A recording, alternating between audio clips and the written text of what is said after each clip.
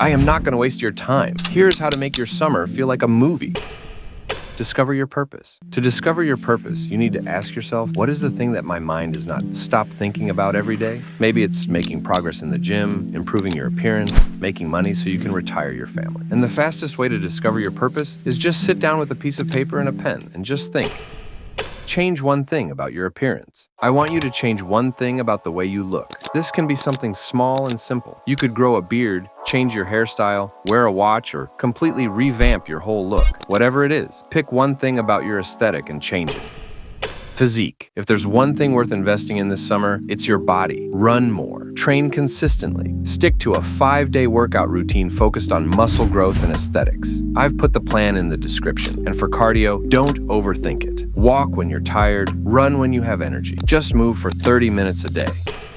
Signature fit. You don't need a massive wardrobe, just one outfit that speaks for you. Something bold, effortless. Start with the basics. A crisp white tee, your go-to jeans, and that one jacket that never lets you down. Add vintage sunnies, a piece of jewelry that means something, and your signature scent, the one that lingers just long enough. That's it. No overthinking. Keep it simple.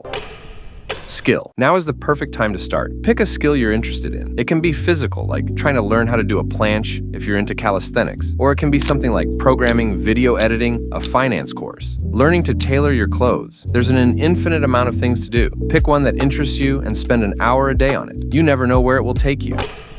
Interact. Try using your phone less this summer. Now, you don't need to go all in with a full dopamine detox or commit to a strict no phone challenge for a week. And you're probably not going to do that. But what you can do is make a conscious effort to be more social. Text your friends, make plans, you know what to do. Or just doing something simple as going on walks, where you're around other humans in public, can be hugely beneficial for your mental health. So push yourself a little. Be more social. You'll thank yourself later. It'll pay off big time in the long run.